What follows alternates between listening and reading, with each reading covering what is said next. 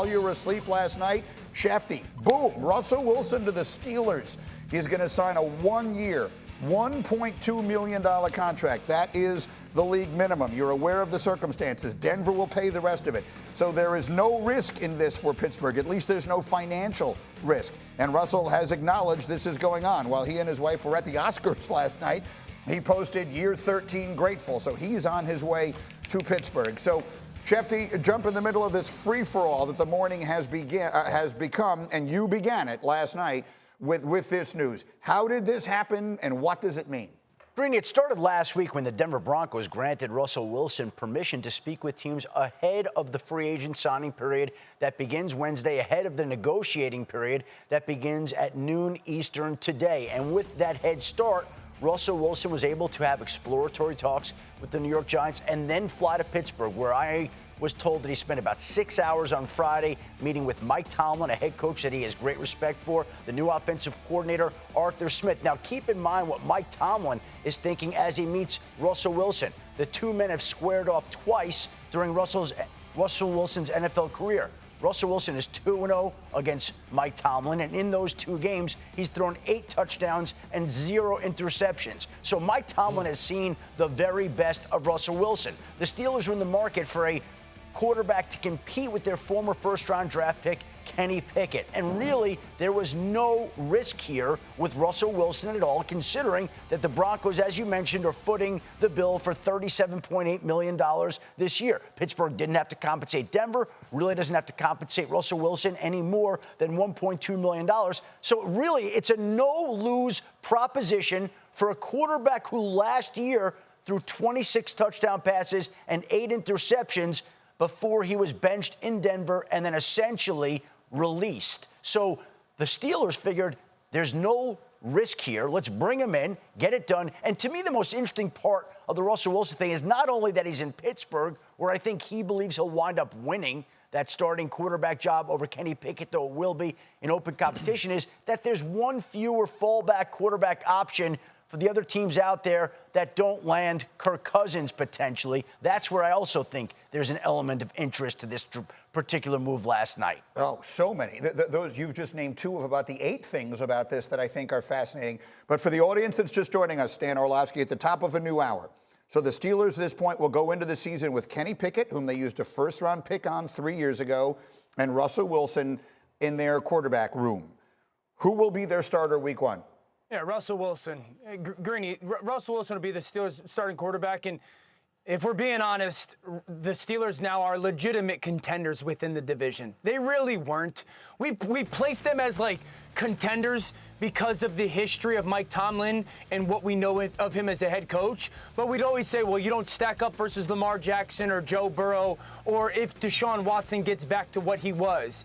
They now have a chance in that division, and that's in a significantly better place than they were going into yesterday, okay? So if we want to talk about who Russell Wilson is right now in comparison to Kenny Pickett, it's not that close. And if Russell Wilson plays next year the way he did last year, and I would say in a better situation with better talent around him, this is going to be a team that's going to push those leaders in that AFC South division. There's no question about it. If I asked everybody sitting next to you, Greeny, one thing right now, what's the one thing Kenny Pickett won't do as a quarterback? What's the one complaint people have? He doesn't push the ball down the field. Yeah, he won't throw the ball down the field. So what's the thing that Russell Wilson does the best? That's what he throws does it down the field as well as anybody ever. Hey, yeah. Greeny, what Dano just said, just copy and paste. That's what Mike Tomlin presumably said exactly to Russell Wilson and his agent. Come in here, take us to the playoffs, resurrect your career, and look at Baker Mayfield's $50 million guarantee that he just got from Tampa Bay, and that's exactly what we'll be talking about in 2025. And that's why you have a Hall of Fame coach in Mike Tomlin to close the deal. This is an unusually, like, almost historic value that you're getting a starting quarterback for $1 million. Again, Sean Payton is paying Russell Wilson $39 million to go away, and Mike Tomlin's recruiting him to basically play for nothing. And give Russell Wilson a ton of credit. We've all criticized him, but he is betting on himself literally and figuratively. Well, look, from him, I think this is a no-brainer. I think this was like a dream scenario for him. Yeah. So let me come to you. Orlovsky just suggested in a division that has Baltimore, who was the 1 seed last year and has Lamar Jackson, and Joe Burrow, who we all know when healthy is basically as good as anybody. Do you think Russell Wilson makes the Steelers a legitimate contender? I think they'll challenge in the division. Listen, I think the one thing, the Pittsburgh Steelers went what, 10-7 last year? 10-7. 10-7 with atrocious quarterback play. Think about that. 10-7 with atrocious quarterback play and T.J. Watt missing some time on that defense. You had a guy who's, in my opinion, is an upgrade over Kenny Pickett at the quarterback spot. We know that they want to play complementary football. They want to run it. They want to push the ball down the field. You got George Pickens. You got two dynamic backs. And then obviously we can, we talk glowingly about the defense as well. That style works in the AFC North.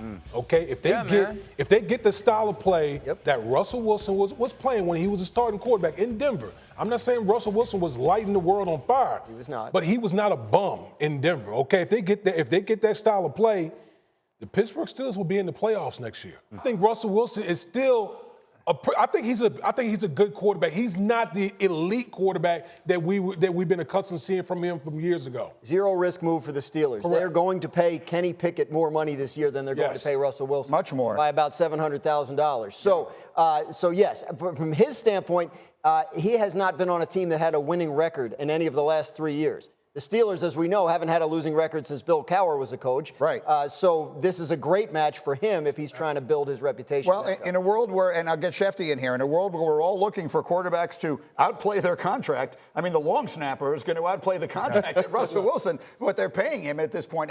The contract is, you said it, it's not practically unprecedented. It is unprecedented. If you get your starting quarterback for the league minimum, and he's a person with the background that Russell Wilson has, that is a unique circumstance. I can't imagine it's ever happened before. Schefter, go. Well, Greeny, again, the Steelers are paying him $1.2 million. And I know that Russell Wilson believes that he has been tarred and marred by the one season that went real south in Denver when he played under Nathaniel Hackett. And he feels like if you look at the rest of his career, it's been at a high level with 9 Pro Bowl selections, a Super Bowl championship. That's what he believes. We talked about him going in there. Again, he said on the Brandon Marshall podcast that he still wanted to win multiple Super Bowls because that's how he still views himself. The way that Pittsburgh views it is if it wasn't going to be Russell Wilson, it was going to be Mason Rudolph, who's a free agent. But they had to bring one quarterback in to compete with Kenny Pickett.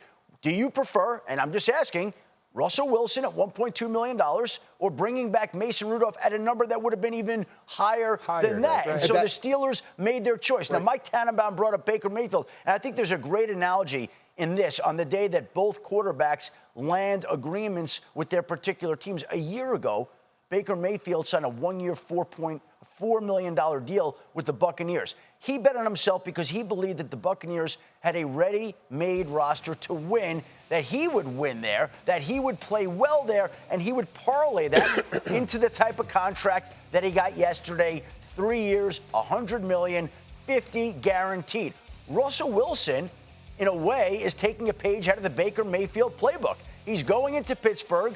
He's doing a one-year deal. They did discuss adding a second year. There wasn't a team out there that was willing to give him a second year the way he wanted. So Russell Wilson said, hey, let's let Denver pay $37.8 million this year. You pay me $1.2. I'm going to go play in an organization that has won consistently, that has been a culture of winning, that has a great running game, that has a great defense, and he believes he will be the difference maker. And if he's right, and if they do go to the playoffs and have success, well, then he's going to be in the Baker Mayfield position 1 year from now. And we'll talk about him doing an extension. But right now, Pittsburgh has nothing to lose. Zero by signing him to the deal it did. An exceptional explanation. I hope everyone followed every word of that because that's exactly what just happened here. That's why it makes all the sense in the world for Russell Wilson. Orlovsky, go. He's got to go be 2019 Ryan Tannehill. He's got to go be 2022 Geno Smith. We have a lot of evidence of some of these quarterbacks that were cast off. They can't play. You're not good enough anymore. And they go to a different situation, and all of a sudden they elevate and get back to kind of that consistency. The conversation around Russell Wilson has become one of the dumbest conversations I've been a part of the last 18 months. To give everybody his last 4 seasons of playing quarterback in the NFL, okay? Facts over feelings.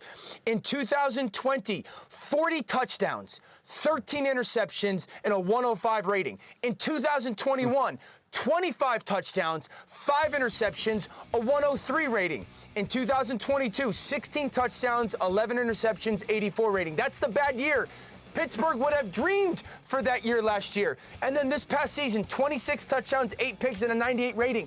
We talk about Russell Wilson like he's a cast-off. I don't understand it. Maybe you don't like the personality. Maybe you don't. And maybe you don't like the noise that he brings with him or the persona. That's your opinion. Have at it. But if we have to be fair about what the player is or who he is on the field, the last 4 years he's got like 110 touchdowns and 30 picks. The conversation around him has become stupid. We talk about him like he's a cast-off because he is a cast-off. Yeah, they keep casting him off. Because Teams in the last 3 years have cast him off. Financially, though, right? We're talking about it like Denver's paid him anyway. Like they're not getting any financial break by casting him off. They have to pay him $39 million regardless to play for somebody else. Look, man, like I'm just saying, you're talking about facts over feelings. Like Denver cast him off. Like and that is actually true. Who? Sean Payton, the head coach, didn't want him anymore, right? Sean Payton, the head coach of the Denver Broncos. Right, I said Denver, right? Did I say Denver? Yeah, Denver cast him off.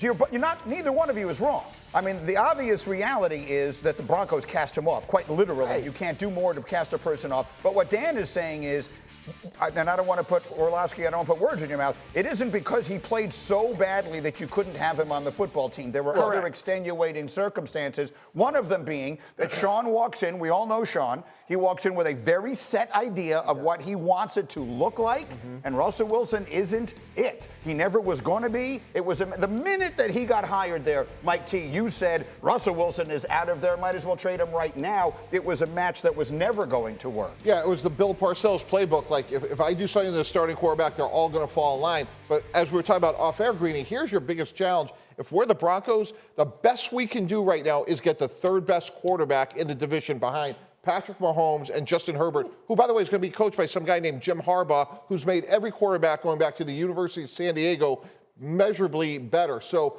if I'm Denver, where do we go from here? You're not going to get one of those 4 quarterbacks where you're sitting drafting. So I think maybe they solved one problem in their mind, but I don't know where they're going to go from here. Russell Wilson is literally going into probably the best situation he's been in years with the Pittsburgh Steelers. Yeah. This team has talent. They'll coach well.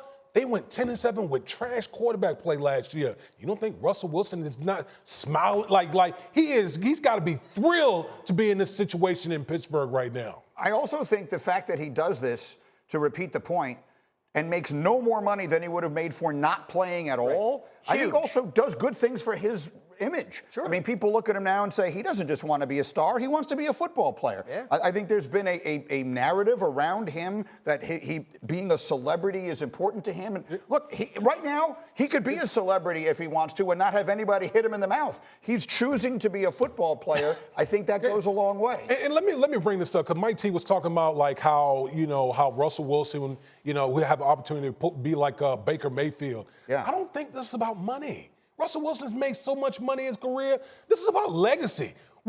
Not long ago, we were at a point talking about Russell Wilson like he was on the track to Hall of Fame. Which he was. And then he, obviously these past, 3 years, whatever it's been, it's kind of sidetracked. I think this is about his legacy. Russell Wilson, he is what all of us have been talking about in the media. He wants to go to a situation where he can put all this noise to bed. Okay, so the first shoe has fallen. So that has happened. Now we've got that there. And as Schefter alluded to a moment ago, we also had Baker Mayfield get a terrific deal to stay in Tampa yesterday, and we had Mac Jones traded for a 6th-round pick. So where does that leave us, Schefter, as we are now rapidly approaching legal tampering? We got the Kirk Cousins of it all out there. You have the Bears and Justin Fields still trying to figure out what they're going to do there. Bring us all the fans who are getting ready, set the stage here. Okay, here's where we're at this morning, Greeny, as we get ready for the negotiating period to open at noon today and the signing period to open Wednesday at 4 o'clock. As you alluded to, Kirk Cousins is the biggest free agent out there, the biggest quarterback domino that is on the street. I think there's been this speculative narrative that he's going to wind up in Atlanta, and he might eventually wind up with the Falcons. I think the two primary suitors for his services are the Minnesota Vikings and the Atlanta Falcons. But the Minnesota Vikings are not going to let him go without fighting for him. And he's in Minnesota. They are the incumbent and still the team that would have to be beat. There have been ongoing discussions to try to keep him there. Again, Atlanta would have to step up in a way to essentially pry him loose from the Vikings. And the best I can tell, I don't know that that will happen. We shall see here when the negotiating period opens afternoon. That would be the biggest domino. So let's look at it from two different ways, Greeny. If Kirk Cousins stays in Minnesota, the Vikings compete, he comes back from the torn Achilles, everything's good, Justin Jefferson's happy, and the Vikings pick up where they left off last season. If he goes to Minnesota, the interesting part becomes, what about Atlanta? Now, if Kirk Cousins goes to Atlanta, problem solved. They have their quarterback, move on. But if not, they didn't get Kirk Cousins. Baker Mayfield was on their list of quarterbacks and a potential replacement if they couldn't get Kirk Cousins. But Baker Mayfield has a 3-year agreement with the Buccaneers. Russell Wilson might have been of interest to the Falcons. He now has a 1-year deal in Pittsburgh. So if the Falcons are unable to get Kirk Cousins out of Minnesota, what do the Falcons then do for a team that has said that the quarterback is the team's biggest priority? I believe they pick 8th in the draft. It's a tough spot to be in to get one of the top 3 guys. Do you try to trade up? They're going to have to pour their resources into somewhere. Would you rather try to overpay Kirk Cousins? Would you rather try to overpay in the draft to move up? What are you doing if you don't get Kirk Cousins? And I guess everybody, again, this will bring us to the next option, Justin Fields, because at one point he was connected to Atlanta. And there are people in the organization that do support Justin Fields. But here's the issue, and has been the issue, at least as of right now, before any of these quarterback dominoes started falling. The Rams, or the Falcons, hired the former Rams defensive coordinator, Raheem Morris. Raheem Morris hired the former Rams quarterback coach, Zach Robinson, to run his offense. So we have 2 Rams officials, not to mention the Rams' influence, where they would like to run an offense similar to the one that Sean McVay has in Los Angeles. Justin Fields, in a perfect world, would not be the guy to do that, which is why they have been interested in Kirk Cousins and Baker Mayfield, who played for the Rams after the Panthers released him, and maybe even potentially Russell Wilson, who played under Shane Waldron. Those were the options. Justin Fields hasn't been the primary guy. Now, if they miss out on Cousins, Mayfield, Wilson, could they go to Justin Fields? Potentially. They could reconsider. But again, I think the Falcons are in a tough spot if they can't get Kirk Cousins out of Minnesota. I'll just go back to Raheem Morris's press conference down in Atlanta, where he mentioned the reason I'm here is because they didn't solve the quarterback situation. And so if I'm Atlanta, I'm moving heaven and earth to try to go get Kirk Cousins. It just makes so much sense. Like, why would you? Like, if you don't get Kirk Cousins, if you're Raheem Morris, I'm in panic mode. Because what is out there? Do I want some rookie quarterback? You know, we just saw the list of quarterbacks on the 2021 draft, right? We just saw that. Like, that would scare the living daylights out of me. I want a guy in Kirk Cousins who, by the way, plays in the same type of system up in Minnesota, and it would, like, you wouldn't even have to worry about verbiage or anything. It would just be, you would just transfer it over. Putting on my much criticized GM hat here for a second. Yes. So I still feel bad about that. Okay. I got 2 for the price of 1. If you're Atlanta, stretch on Kirk Cousins with the 8th pick. You can take Dallas Turner. You only had 42 sacks last year, which was 21st in the league. He had a great combine. Now all of a sudden, you have your starting quarterback and the best pass rusher in the draft. Orlovsky, I got 10 seconds. I'm going to give you the whole next block, but go. Yeah, number 1, I think Kirk Cousins is the massive domino for a bunch of teams. Number 2, I think Atlanta can get up. Number 3, Justin Fields is the opposite of Russell Wilson. Mike T, you said last week, if you trade for Justin Fields, you're basically guaranteeing $28 million over 2 years. That's an expensive cost with an unknown in comparison to Russell, who's going to cost you 1 for this year.